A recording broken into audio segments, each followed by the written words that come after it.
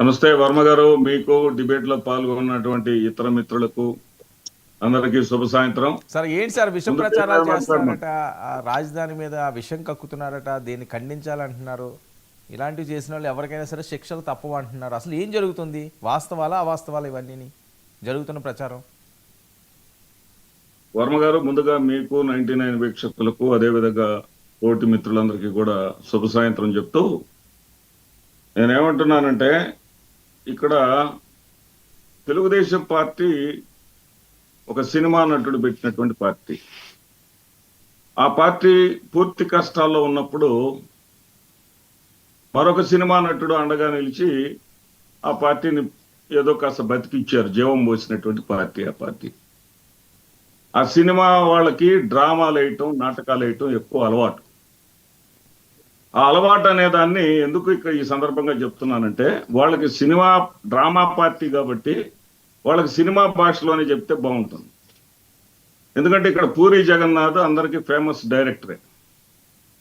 ఆ పూరి జగన్నాథ్ ఒక డైలాగ్ చెప్పాడు, ఆయన సినిమాలో ఒక డైలాగ్ చెప్పిస్తాడు, ఎదుటి వాళ్ళని మోసం చేయి తప్పు లేదు, కానీ నిన్ను నువ్వు మోసం చేసుకుంటే సంకనాగిపోతావు అంటాడు.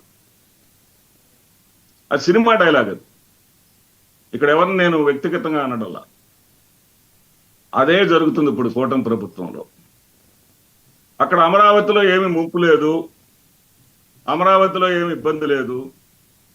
కమాన్, అక్కడ మీరు ప్రెస్ మీట్ పెట్టండి.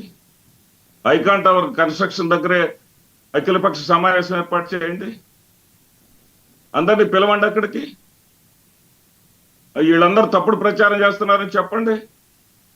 ఒక మాటతోటి పోద్ది కదండి ఈ గోలంతా ఎందుకు? సాక్షాత్తు అమరావతి నిర్మాణంలో పూర్తి ప్రాధాన్యత తీసుకున్నటువంటి మంత్రి నారాయణ గారే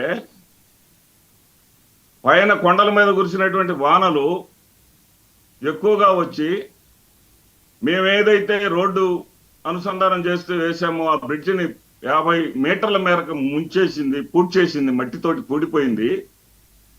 పూడిపోవటం వల్ల నీళ్లు పొంగినాయి అని ఆయన ఒక పక్కన చెప్తుంటే, ఆ నీళ్ళని 25 మీటర్ల మేర తొలగించాము, 24 మీటర్ల మేర తొలగించాము, ఇంకా 26 మీటర్లు తొలగించాలి, తొలగించిన తర్వాత పరిస్థితులు సర్దుకుంటాయని మంత్రి గారు చెప్తుంటే, ఇంకా ఈ వైసీపీ ప్రచారం చేసేదేంటి?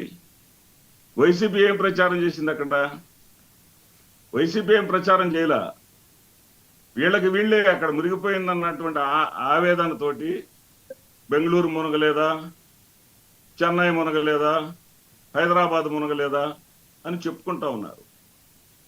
ఇక్కడ మునిగిందా లేదా అనే దానికన్నా కూడా అమరావతి అనేదాన్ని, అమరావతిలో పనులు వేగవంతం చేయడానికి మీరు ఏ మేర కృషి చేస్తున్నారు అనే దానికి ఇక్కడ ఇంపార్టెన్స్ ఇవ్వాలి.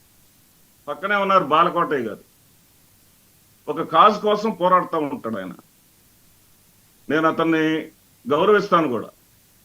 అయితే ఆయన చెప్పానండి, అమరావతి ముంపు ప్రమాదం ఉందని అమరావతి మునకుండా ఉండటం కోసం వాళ్ళు చెప్పినటువంటి ప్రాజెక్టులో 5 రకాల ఈ జల ప్రమాదం అమరావతికి రాకుండా 5 రకాల ప్రాజెక్టుల్ని ఈ ప్లాన్ లో ప్రపోజల్ ఉందా లేదా చెప్పమనండి. ఆ ముంపుకి, అసలు ముంపు అనేదానికి ఎందుకంత బాధపడతారు?